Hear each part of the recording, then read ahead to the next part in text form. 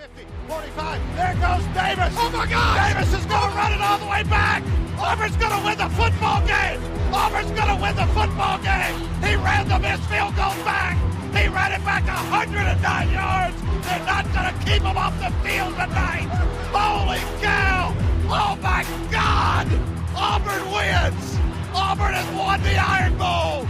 Auburn has won the Iron Bowl in the most unbelievable fashion you will ever see.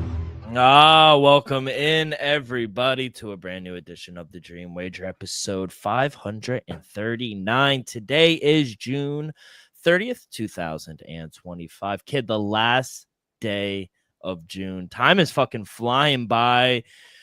Quick update. How many more days till week 0 of college football? All right, this is my 4th attempt. Hopefully the 4th time is the charm. I'm going to go with 54. Let's go! Let's go. By the Great way, job. people, I've been saying 57, 58 for about 2 weeks. 2 weeks. It So never changed. I was like, it got to be the 50s by now. Oh, my God. Saturday, August 23rd is week 0. Good shit, bro. It's been 57 for like 2 weeks. Yeah, I think I said 61 once. Yeah. It actually went up, surprisingly. Yeah, it went up. I went up. Oh, kid, how you doing? Hot out today. Yeah, hot. Not too hot. Not as hot as last week, but still going through it. Had to come back upstairs for the show, at least for this week, though. It is hot, but it ain't too hot, people. But we see the sun to my left, maybe to y'all right. It's busting. It's busting. Yeah. It's really nice out. I feel like I've gotten a little tan on my face just walking out, just walking my dog, just a couple blocks. I'm like, damn, it's hot outside. A lot of people definitely tan. I'm a little darker too. My left arm is definitely way darker than my right arm. I'll tell you that. Yeah, the farmer tan got it. The farmer. I hate the farmer tan so much, but them's is the breaks. Yeah, so we got a great episode for you guys. It is the dog days of summer. We're less than a month away from 2-a-days, though. I've been already peeking in a little bit and seeing what we could do, trying to get guests on for at least an episode. Yeah. So, gonna have a really good summer. I tell you what, though, I might have a bonus bet on a Super Bowl winner already. Wow. A little tease. That's what they call a tease in the biz. For the people listening, it's plus 700, so just look around. You've been good on your futures these past few years. I'll say that. You have been. You've hit some long shots. I hit the MVP 2 years ago, plus 3,000. That was a good one. A couple division winners. Yeah. Eagles to reach the NFC Championship game last year. That was you should have went away with them. I think I picked them to win the NFC too. So I picked them to win the NFC. You know, we got some winners in there. We got some Steelers to make the playoffs last year plus money. You know, so we got a few ones in there. I mean, we might as well start. I was gonna start in the NBA with all the trades going down in Shams. I don't know if you heard him, but he was on Pat McAfee show today, and he was just said, "Get your phones on, turn your notifications on, because tonight there will be big trades." He didn't say what. I'm hearing. I don't know how true. Your sources? My sources are Remember telling me. Joey first episode ever? No, it was a top 5 episode. It was a top 5 episode. Legend. You know, so shout out Joey with his sources. Might be a Joey source. But I'm hearing that LeBron James, the GOAT, going into the historic 23rd season, might be available for trade. I don't know how true that is. It seems like it's real. Like you said, turn on your notifications, turn on your phones. Tonight, all the free agents are able to sign July 1st. Well, at least agree upon on July 1st. So we're gonna see some interesting moves, especially within these next, I'm gonna say 48 hours. Especially the big dominoes fall in the first 48 hours. But my biggest question, though, is LeBron available? And what is he going to go for? Because, it's one thing to trade for like a 28-year LeBron, but what are you willing to give up? A 40-year-old. 40-year-old, year 23, possibly for a season. He's on a 1-year deal, people. He opted in to his $52 million deal with the Los Angeles Lakers. So for the first time in LeBron James' career, pretty sure, He's playing on the last year of his deal. We could dive really deep into it when we hit the NBA. I do want to start in the NFL because there was one thing that happened actually today. During the day, I was like, I like it. And I think it's a good trade, if I'm being honest. It's between the Miami Dolphins and the Pittsburgh Steelers. All in all, Ramsey, he was very explicit, saying he wanted out. He didn't want to be in Miami anymore. He wanted a raise, even though he just got a contract extension. Wanted out, was very adamant about it. And the Miami Dolphins, I mean, it's been an unconventional offseason for Pittsburgh. You go out and get Jalen Ramsey. You go out and get Aaron Rodgers. You go and trade for DK Metcalf. You signed Darius Slay. I mean, that is not the Pittsburgh norm, at least growing up for us. That's never been a thing. But all in all, the trade is Steelers get Jalen Ramsey and Jonnu Smith. Arthur Smith used to coach Jonnu Smith, so it's a nice little reunion. And they also get a 2027 seventh round pick. Miami, though, they get a dog from New Jersey, Minkah Fitzpatrick, all pro. He's fantastic. And they also get a late round, which I think is a fifth round pick in 2027 as well. And he's also going to get Jalen Ramsey a $1.5 million raise this season. So he's going to make like $26.6 million this year. I guess, first off, thoughts on the trade, and do you think any winners or losers?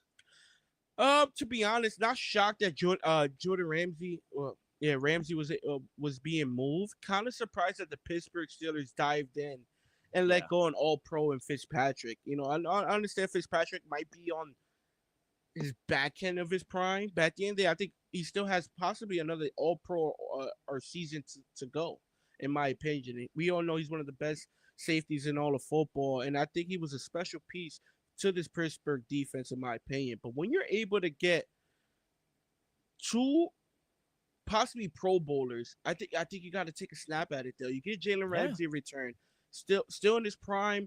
I understand, maybe not what he was a couple years ago, but he's still pretty damn good, in my opinion. Jalen Ramsey, and they got Jonnu Smith, who had a tremendous season last year with multiple quarterbacks, and we saw how he was able to ball and pick up that Miami offense. Now you pair him with DK Metcalf. You got Aaron Rodgers at the helm. You got Gordon Ramsay. We see what they Jalen. You're thinking of Gordon. Yeah. Jalen Ramsey, right? And then I'm hearing speculations about maybe TJ's available. Who knows? Hopefully that doesn't work out. You think Pittsburgh will actually let go arguably the best defensive player in the league? Come on. That's crazy to me. I don't think so, Dill, but yes, he's unhappy. He needs to be paid. And I think eventually Pittsburgh's going to come to their senses and be like, listen, we're losing the negotiation. He's not going to play. He's not shown up. I know it's been voluntarily, but wow. Did you see Derpy in the chat? Yeah, I just read that. Yeah, as a Steelers fan, I don't want TJ Moore. I don't think I've ever heard of that. Shout out you, Derp. Enjoy Florida too, going on vacation. But Derby, what are you gonna say? Real quick.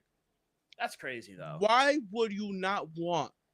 I didn't check the odds, but I'm gonna assume he's a top 3 or top 5 favorite to win. Let me check. A top 5 favorite to win Defensive Player of the Year. Yeah. At least enlighten me and the people. Why wouldn't you want a top 5 favorite to win Defensive Player of the Year anymore? So right now, well, no, he's not even up there. TJ Watt is 7th, plus 1,200. Do you know who the leader is? I'm going to say Myles Garrett or Micah Parsons. So Derp said because he's crying for all that money. I agree. He might be. I was going to say, he might be crying, but he deserves it. Two things can be true. Yeah. Has he not been a consistent top 5 defensive end for the last 5 years? I would say so, yes. So he should be paid as such. So it's simple. Micah Parsons. It's simple. Micah Parsons at plus 700, which I think is fair. Shout out Jared Verse from the fucking Los Angeles Rams. Plus, that kid is a beast, bro. Plus 750. Aiden Hutchinson coming off the injury, plus 800. He's tied with Myles Garrett. He's on a level of his own. Myles Garrett plus 800. Will Anderson Jr., surprised they put him up there 11-1. He's tied with Max Crosby 11-1. And then TJ Watt is 7th, at 12-1. 12-1, there's some value. Now, Dirt makes a good point, and I agree. I think he is hurt coming off the playoffs. He hasn't won a playoff game. He does love them, but to get value, if you're not going to pay him, you have to trade him. You can't just let a generational player like TJ Watt walk out of the door and get absolutely nothing. Then you're doing your whole franchise a disservice. So if you're not going to pay him, trade him. Is that fair? I think that's fair, Dill. But from the outside looking in, I'm just talking as a football fan right now. From the outside looking in, looking like the Steelers are all in on this season right now. You went out there, you got Aaron Rodgers. In my opinion, you upgraded at the wide receiver position. Now you upgraded at the tight end position. Might have a dual tight end threat, by the way. Defense might have got a little better. I think you got to sign TJ Watt. I understand maybe not extend them, 4 or 5 year deal, make them the highest paid ever. I say you maximize this year and see what you're able to get. Because right now, the way the Steelers are set up, the potential is there. Not just to be a playoff team, to possibly make a run if everything clicks the way it might be. It might. You're muted. Yeah, so I agree. He does get hurt. That is a very interesting thing. He said he wants to trade him to the Redskins for Scary Terry. He's another guy that's been unhappy. He wants a contract too. But if I'm Harrison, the front office of the Washington, you're not trading him away. I tell you what. If I'm Washington, I'm not saying no. So you would do that trade, TJ Watt for Scary Terry? Absolutely. Think about it. Who would win that? I'm gonna say the Washington Commanders are winning that Really? trade. Think about it. Just simple. Is Scary Terry a top 7 wide receiver? Top 7? No. TJ Watt is 7th right now to win Defensive Player of the Year. Yes, that's fair. I don't know. But let's not front like Terry McLaurin's not a top 15 receiver in the league. I'm not saying he's not. I think he with the right quarterback. We saw him have Aaron Rodgers. Yeah, he can't do that with Jaden Daniels. At the end of the day, we saw Jaden Daniels play at a high level last year, and Scary Terry at times wasn't the number 1 option. That's accurate. So you mentioned you want him to get paid. Now, I want him to get paid too. He's making around $28 million a year, right? Mm-hmm. He's right behind Brian Burns. Brian Burns is making 28.2. TJ Watt is making 28. What do you think he's going to make? What do you think he's asking for? Do you think he's asking Myles Garrett 40 a year? I think he's asking long-term security. So I think he's asking minimum 4 years, 35 to 40 mil. Yes. I'm going to say a nick under Myles, but he might be asking to be the highest paid player in NFL history. So Danielle Hunter from Houston, he's second. He's making $35.6 million. Max Crosby. You telling me he should be TJ Watt should be under him? Danielle Hunter's a fucking beast. I understand. I'm not saying he should be under anyone. I'm just saying he's worth that money. And also, Max Crosby's making 35.5, just 1 under him. Well, exactly. I think he should be above Danielle Hunter, but I don't think he should be Myles Garrett. I just can't see Pittsburgh paying him $40 million a year. I'm not saying he should be going for $40 million, but we could all agree. I think even Derby would agree he's definitely worth more than 28 and a half. So I think Pittsburgh Steelers either got to go all in, give him just a 1-year deal, satisfy him, give him 35 to 40 plus for the year. But I think you got to get a long-term deal done to keep him happy. I'm going to say 3 years, 110. I like Dirt because he's all over the place. He goes, I would trade TJ to Texans for Will Anderson. Yeah, I would too. Just because Will Anderson has his whole career ahead of him. Will Anderson's still on a rookie deal. He's still on a rookie deal. Yeah. And he's a fucking beast. He's saying, what if we spend the money differently and sign safety Justin Simmons? He's a fucking beast. And you go out and sign a veteran wide receiver who they need help. A guy like Amari Cooper. I like that. I don't love it just because, give or take, Dill. If you had a bet on it, who's gonna play more games, TJ Watt or Justin Simmons? Both get injured. That's what I'm saying. If you got to think about it, it's not a great idea. I think you go with the sure thing with TJ. Don't get me wrong. I think you can still sign a guy like Amari Cooper or somebody like that for the veteran minimum. Because at the end of the day, it's about to be July. People, he's still not on a team. So Amari Cooper is realistic, but Yeah. I wouldn't like the Steelers as much as I do today if TJ Watt is not on the roster come tomorrow. What do you think about Minka, though, now in Miami? That was originally the team he was drafted to on draft night at 11th overall. You go there, are Miami, they usually always make like a one big splash, but they're kind of the same every year, Yeah. it seems like. In my opinion, did Miami improve? At the end of the day, they have a pretty loaded secondary as is already is. So I'm not gonna say they're gonna miss Jalen Ramsey. Now with Jonnu Smith, we got to see what they have cooking out of that tight end room because Jonnu Smith at times we saw Tyreek have a down year last year. We saw Jalen Waddle get hurt, and for multiple games last year, Jonnu Smith led this team in receiving yards, multiple 100-yard games. So I think it's going to be interesting to see if Tyreek is having a slow year, if Jalen Waddle or either is dealing with an injury, where is this offense going to be able to get some of that playmaking from? Because let's just be honest, still, are we going to be able to rely on Tua for 17 games? Is that running game? Is Raheem Mostert and company going to be able to stay healthy for 17 plus games? Yeah, this defense is really good. You got Patrick Queen, TJ Watt, Cameron Hayward. You got Darius Slay, Joey Porter Jr. on one side. You got Jalen Ramsey now. You mentioned the tight ends, Pat Freiermuth and Jonnu Smith is a nice 1-2 punch, though. Yeah, they might have a dual tight end threat. So, and you get linked up with your old guy in Arthur Smith. There are certain guys that know how to plug and play. Certain guys. So, like the trade, very interesting. So we'll see about that. I like it for both teams, but I think the Pittsburgh Steelers came out winners. Yeah, we'll see what they do this year. Let's go to the NBA. There's a lot to get into. I mean, a lot of teams, a lot of gambling news. But I guess we could start in chronological order of like Thursday or Friday up until today. Let's start with the T-Wolves. Naz Reid, he signs a nice 5-year, $125 million contract to stay with Minnesota. It does include a player option as well.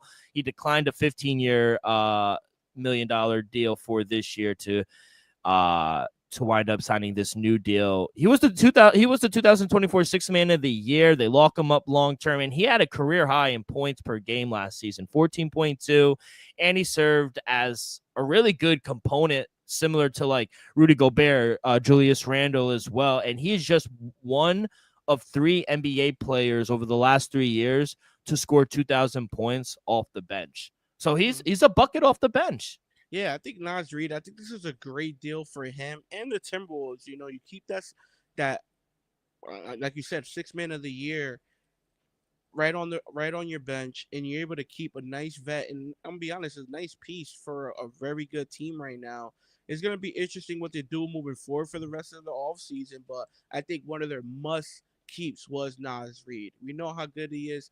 Even if I guarantee right now, if they ask him to start, he's able to start, and I think he will have a even higher career high in points per game. So I think Naz Reid did the right thing and re-signed with the Minnesota Timberwolves. Yeah, Julius Randle, he signed a 3-year deal, $100 million to stay with Minnesota as well. I know it was rough in the beginning for Julius in Minnesota, but he found his rhythm a little bit, and he's a nice second option on that team. Yeah, I think if Julius Randle would have showed up in the Western Conference Finals, he might have got a big bag deal. We saw remember, he was averaging 25 points a game before the Western Conference Finals. He was dominating the first 2 rounds, averaging damn near a double-double, giving you 25 points a game. He was putting up, especially against the Lakers. He had a huge series against the Lakers, though.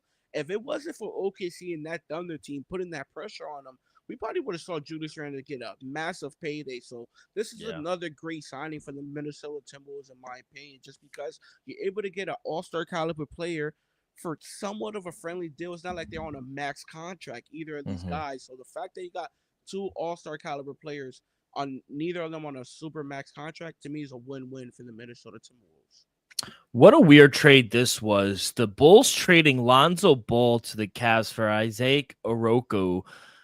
You know, Lonzo is never healthy, but he is a solid bench point guard. And I think that's not being disrespectful. And I think he could be used also he's great on defense, especially in crunch time as well. I like the move for Cleveland, not for the Bulls. You got a guy, you traded him straight up for a guy who sucked in the playoffs. What are the Bulls doing? He was terrible in the playoffs. And this is why it's a question mark to me, because during mid-season, the Bulls extended Lonzo Ball. I think he got a 2 or 3 year extension. So to me, this is confusing in my opinion. I think Lonzo Ball showed last year, especially after the All-Star break, he looked good after the injury. I know it took 2 years to come back, but he's still able to make plays. Like you said, he's a two-way player. And I think Lonzo still has a chance of getting better, working back from that injury as well. I think Cleveland Cavaliers honestly might have just got a steal in Lonzo Ball. You add depth. Him and Darius Garland. Think of the backcourt now. You got Darius Garland, Donovan Mitchell, Lonzo Ball, Chris LeVert, and then Hunter. So they're deep, especially at the backcourt. So shout out to Cleveland Cavaliers for getting better and not settling. Because, right now, though, what we've been saying for a couple weeks now, due to all these injuries, which sucks, the East is wide open right now. Your Knicks still live. Right now, without coach, I think without a doubt, I think Cleveland should be looked at as a no doubt might be the number 1 seed for the East. Hey, Derp, I know I didn't pronounce it right, but we're not the fucking police grammar over here. There's so many names I don't know how to pronounce. And that's just Isaac Oroku, Okoro. It doesn't matter. It does. You know what I meant. Clippers, Nicholas Batum. He declined his $4.9 million. He is going to be an unrestricted free agent, but apparently he is going to work out a new deal, so he'll probably stay. James Harden, he declined his player option, but he signed a 2-year, $81.5 million. He is returning to the Clippers. Happy for James, actually. I know I'm not the biggest James supporter, but he's a fantastic player, and I think he's worth every cent.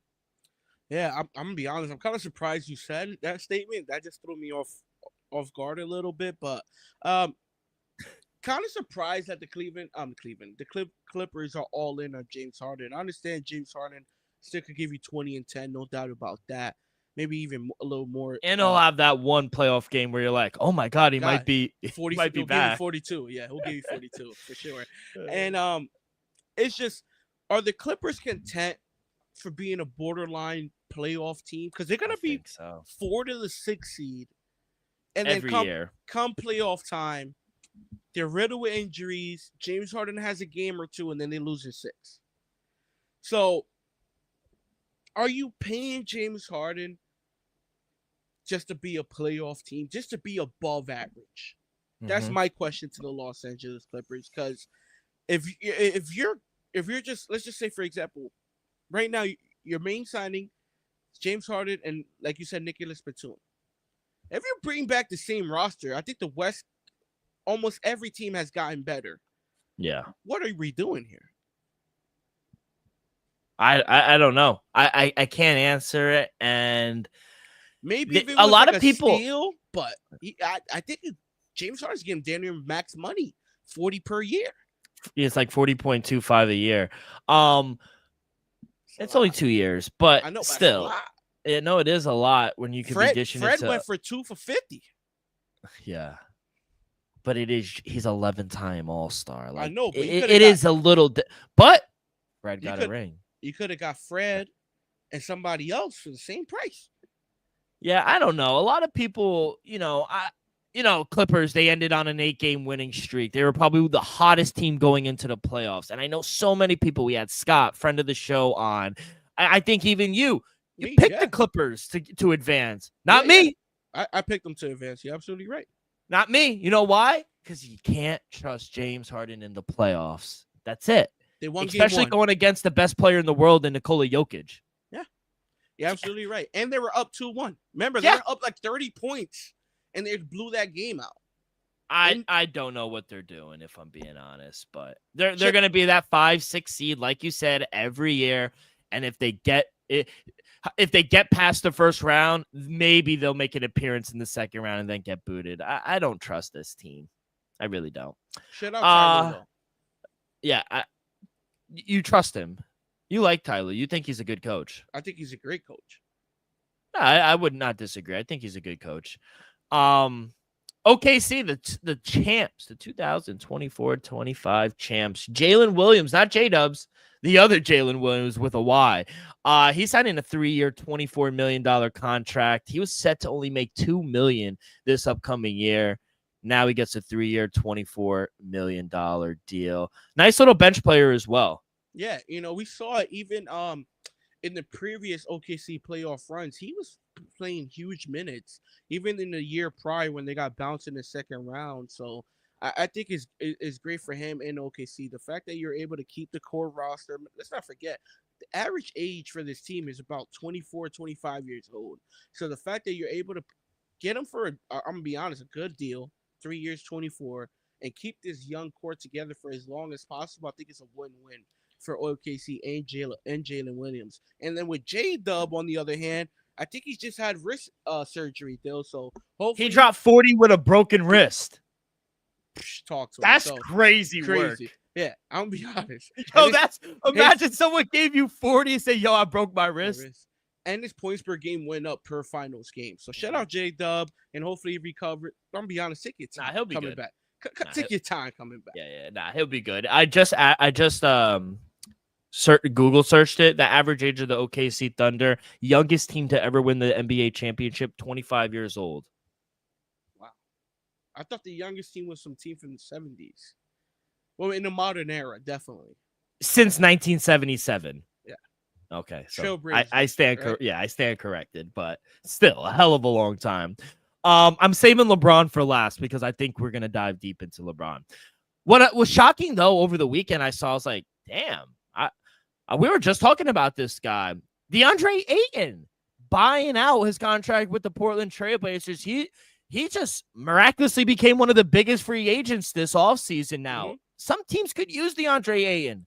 Yeah, wouldn't be surprised if a contender or two takes a snipe at it. At the end of the day, say what you want about DeAndre Ayton till, not living up to the hype or whatever, but he's a good player, though. He's a solid center. There's no doubt he might be a top 10 center. He's a top 10 center. Yeah. So, hate him or love him, I think DeAndre Ayton can help a team out there help a team out there reach their goals, and that's win a championship.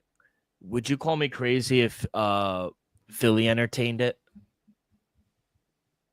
I tell you what, Dill. Joel Embiid and DeAndre Ayton next to each other, that's a scary sight. That's all I'm saying. I love. Oh, I was about to say something. What you love? No. I was going to say. What you love? No, nothing. I love DeAndre Ayton. But I just think that a guy like Embiid who gets hurt, you can't rely on him. You need a solid backup plan. You always do, especially a team that's ready to compete. I don't know what happens with Paul George. Maybe he's the guy that gets traded. Who knows? But I think because you see it. You see how incompetent this team is without Joel Embiid on the court. When he's on the court, they're dangerous. I'll be the first one to admit it. I don't like Philly. I'm not the biggest Joel Embiid fan, but I give credit where it's due. He's an amazing player. But if he gets hurt, at least you have DeAndre Ayton sitting there and being like, all right, we're good. We could make a playoff run now. It makes sense. It all depends because they paid Maxey. They paid PG a ton of money. They paid Joel. So I don't know. I'm not sure if they're going to have the cap space. It all depends what DeAndre Ayton is looking for. If he's looking to win, maybe they could get him on a friendly deal. But if he's looking to get another payday and also contend, I think there's a handful of teams out there that's probably going to give him a nice bag, though. Gun to your head on June 30th. Who does he end up with? Gun to my head. Los 5. Angeles Lakers. Wow. Great call. I was thinking about them too. Houston Rockets. Shout That's out. also with a gun to my head. Yeah, a fake gun, obviously. Jabari Smith. Shout out Jabari Smith Jr., man. I'm very happy for him. I've been a fan of him since college. 5 years, $122 million rookie extension. Over the last 15, the Houston Rockets extended Jabari Smith, extended Steven Adams, Ime Udoka. They signed Fred VanVleet, Jason Tate, Aaron Holiday, Jeff Green, and I forgot the blockbuster Kevin Durant acquisition. They did all that in 15 days. You got to give them flowers. This is a team going all in right now with veteran experience, great coaching, and young players, and they're willing to pay it. Yeah, You got to watch out if you're the West. If you're in the West. Yeah, there's no doubt. So far, the winner of the offseason has been the Houston Rockets. And quite frank, it's probably not even close, people. Yeah. I think Houston Rockets are setting themselves up, not just for now, but also for the future. You know, you got Fred VanVleet, 2-year deal. You got Jabari, a nice extension. You got to have Kevin Durant for the next couple seasons as well. Amen Thompson. Unless he asks for a trade again. Won't be shocked. Amen Thompson, who's honestly, in my opinion, a rising star in this league. Wouldn't be surprised if he's an all-star next season. So you guys see again, we saw what he was able to do, especially against in the first round of the playoffs. So this team has the potential to win now, though, to be honest. They have the potential to win now. I even love the veteran Jeff Green, because we know off the bench he's able to give you huge champion minutes. Exactly, Dill. So quietly went under the radar with that signing, but to extend Jabari Smith for this long of a deal, nice rookie extension, is a win-win for the Houston Rockets. So far, no doubt, has been the winner of this offseason. Yeah, and I don't think it's close either, to your point. Let's talk about it. LeBron James, he's opting into his $52.6 million player option for next season. Some people, not me, some people are saying he doesn't care about titles anymore and he's all about money. Is that a fair criticism that people are saying? I'm not saying this. I think it's not fair, because it seems like he wants to go win, you know? So why take the money? Why not? Because some people like yourself, who's been a fan of legends who have always taken less to help the team to win championships, that is the recipe. I agree with that. But at the end of the day, Dill, we knew LeBron James was going to opt in. There's no way he was going to take a discount. First of all, it's already a discount, because he gave him a discount last year. We all know he could have got, I think, a 2-year 120 or 130. He got a 2-year 1 something. Not surprised at all, Dill. I think the Los Angeles Lakers love having LeBron James on the team. I think LeBron James also loves being a Laker. Really? Yeah, absolutely. Now, the whole question is, does he think the Lakers are a contender this year? And if not, what is the trade market for LeBron James? He did come out and say he does believe they are ready for a championship, which I disagree with. I think they're signing or two away. I'm sorry to cut you off. I don't disagree with that. I disagree that he thinks they're ready. I don't think he believes that they're ready for a title. I don't. You don't believe he believes? Yes, correct. Okay. Yeah. All right. In my opinion, when you have Luka Doncic, you have the capability of winning. When you have arguably the best player in the league, you have a chance of winning. Mm-hmm. In my opinion, there's no doubt, even in year 23, LeBron James might still be a top 15 player. So you're going to have a top 5 player in Luka Doncic. And not for nothing, not to think ahead, but Luka's been in the gym so far this offseason. He looks good. He looks good. So you got to put that in perspective, people. Luka looks like he's locked in. LeBron returning, top 15 player. There's no doubt. Let's just say they're able to add like a DeAndre Ayton at the 5 position, what they desperately need, right? Yeah, they They're need able that. to get like a Nikhil Alexander who's Oh, out it's there, your guy. or like a Malik Beasley who was a Laker just a couple years ago. He's arrested. Let's not go there, though. Right? If they're able, or somebody, honestly, it wouldn't make sense. But I like Josh Giddey. He's available, but I don't think it'll make sense with Luka and Austin Reeves and LeBron, who all dominate the ball realistically. But I think the Lakers have a chance. The way they're constructed, if they can add a piece or two, they can contend. I understand the West is less open than the East still, but if you could get past OKC, damn, I ain't gonna hold you, deal. That's a big if, though. That's a big if, because Houston is right there. Denver's not going nowhere. OKC's right there. Not for nothing, Warriors are gonna be a tough out. I'm not Steph, Jimmy, Draymond. Say what you want. That's gonna be a tough out. Steve Kerr still coaching, so I think the Lakers have a tough task to come out of the West.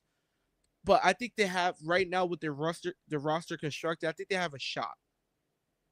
They have a shot, realistically. I'm just confused. Shout out you, Dan. Love you, kid. Man, I'm just so confused because if it really is about winning a championship, and I agree, I think they are 1 or 2 moves away.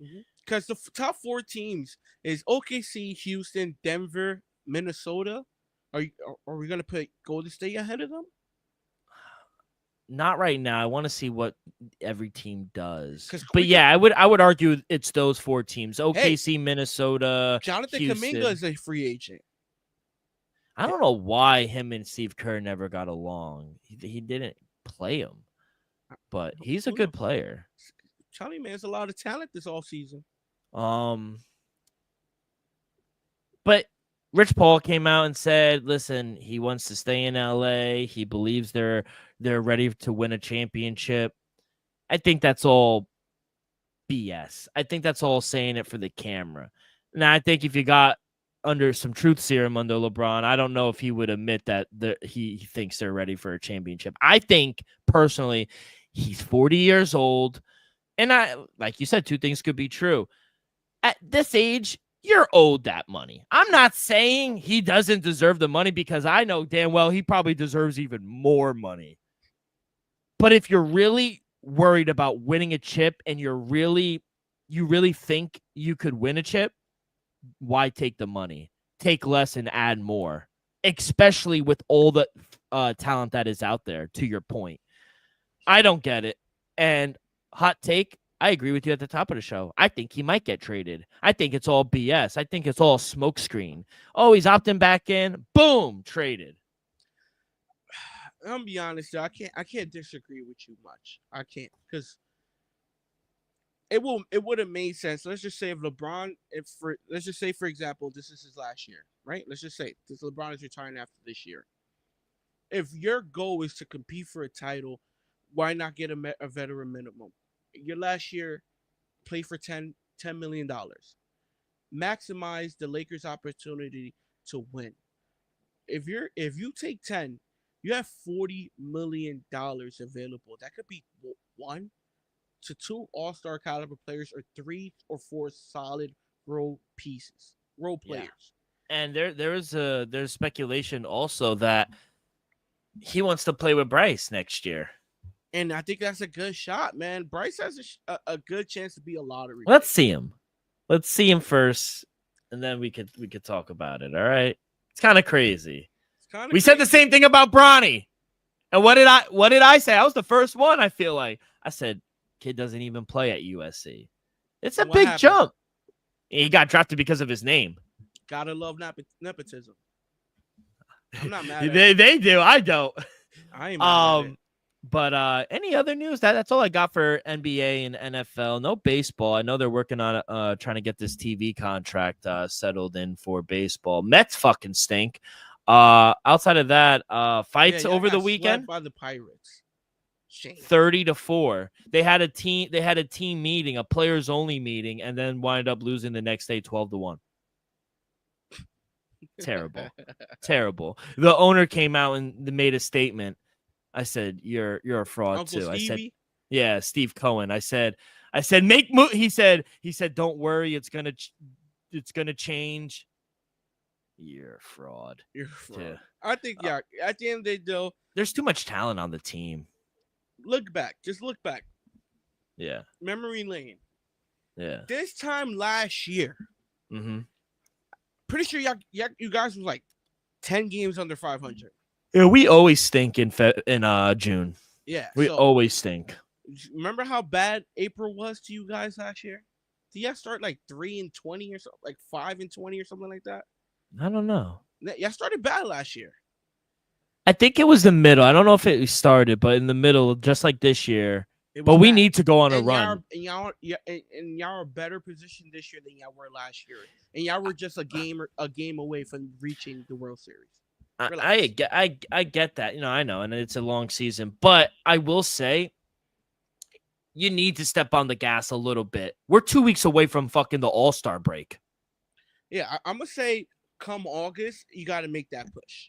Yeah. Till August, you got to make moves, gotta too. Hang around. You got to hang around. Come August 5th, 10th, that's it. It's damn near playoff mode. Yeah, we got to make moves, too. Like, our pitching staff is brutally hurt. Kodai Senga needs to come back. Sean Manaea needs to come back. David Peterson needs to turn it around a little bit. Frankie Montas in his first game back, he sucks. That guy's terrible. 5 runs given up in like 2-3 innings.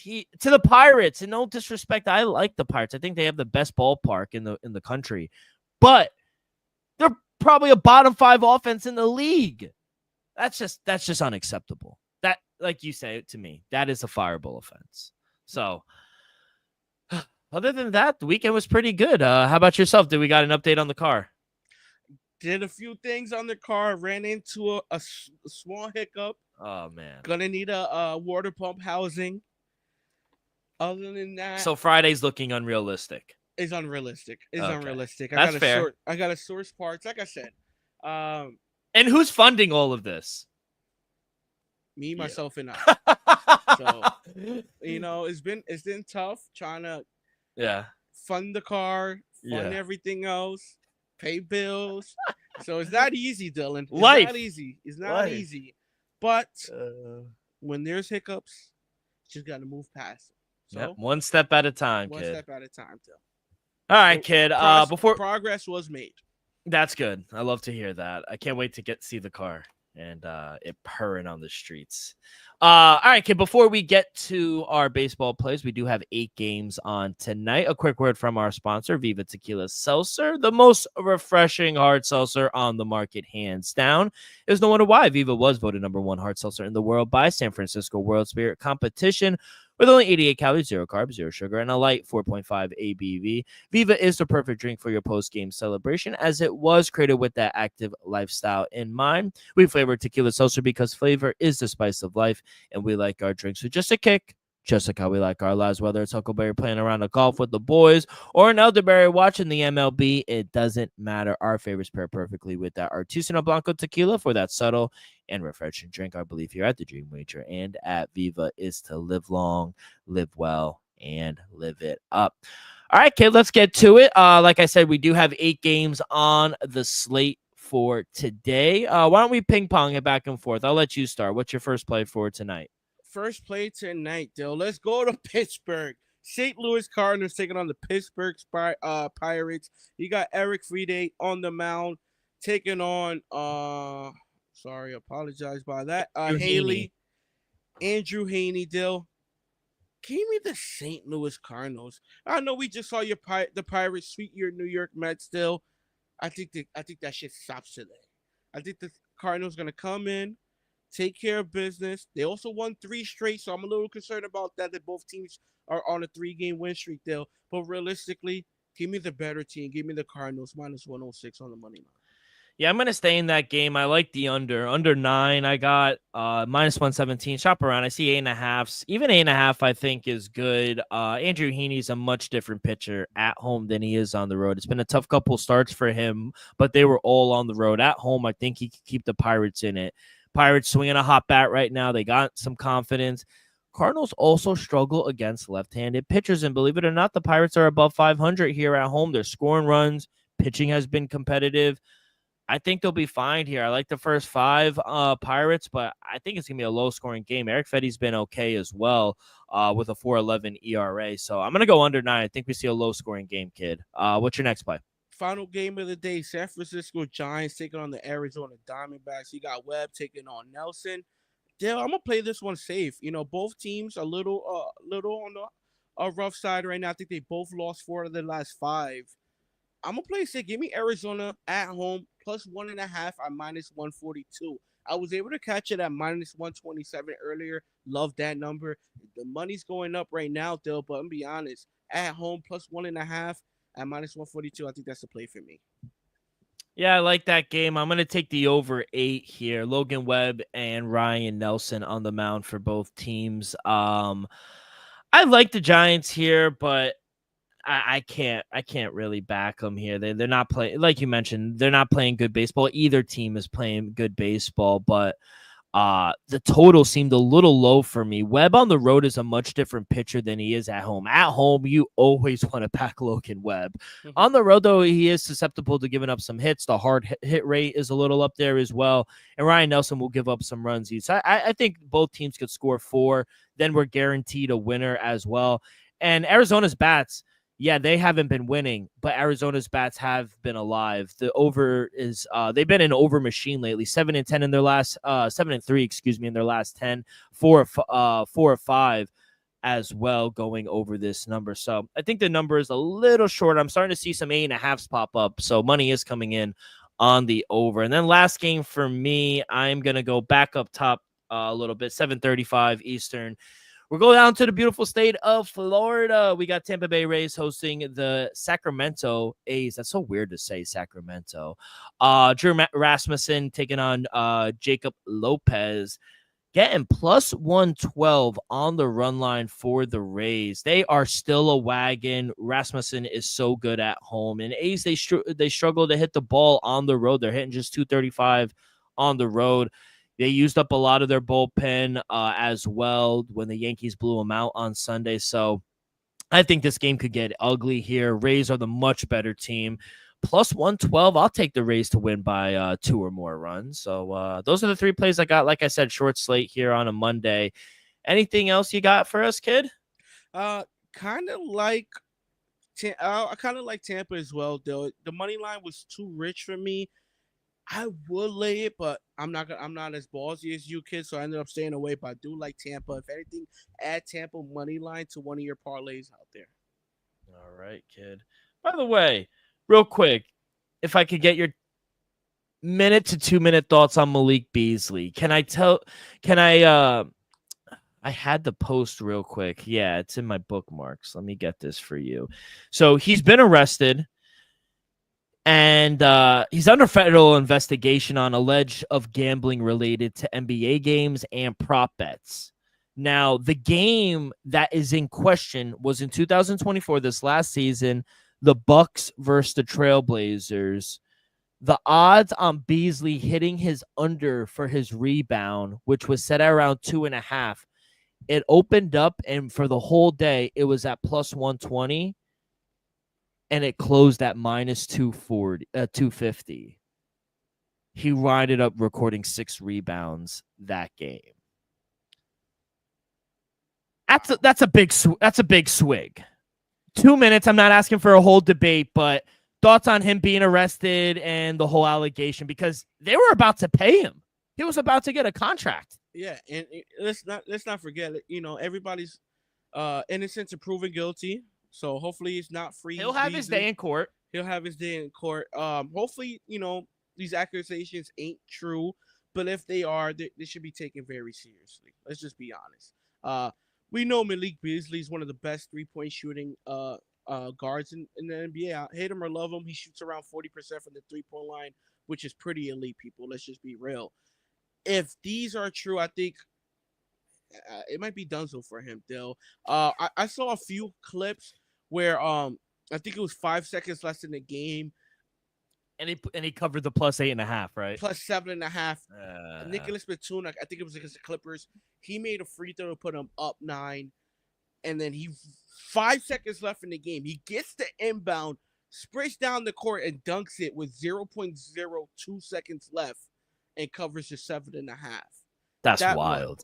And then it was an incident when he was guarding Halliburton, and he just let him go right by. When I tell you he looked like he was just sitting on the chair, that's what it looked like. So the evidence that I've seen so far doesn't look good. No. So if what I've seen so far doesn't look good, I can only imagine what the NBA have seen. So, like I said, everybody's innocent until proven guilty, but Malik Beasley, it doesn't look good for you. Screw the NBA. The feds are on him. Yeah. He's under federal investigation because it's screw the NBA. That's the least of his problems. Yeah, so hopefully it ain't true, but if it is, man, hopefully it's just all one big quitting kitty. But it doesn't look good. It doesn't look good. I was just going to say, it doesn't look good. And a lot of people tell me, Dylan, there's no such thing as coincidences. So feel for him. He is a good shooter. I'll tell you that. But yeah, very unfortunate. But Kid, any last words before we get up out of here? We do have a show and then we are off for 4th of July. Any big plans for you 4th of July weekend? Probably just hit the beach, go to the pool or something like that. Chill, relax. Probably work on the car a little bit more. Hopefully have a water pump. We'll get an update. Yeah, we'll get an update. But Kid, good luck on all your bets, everyone. Enjoy the games, and we will see you guys on Thursday. Peace.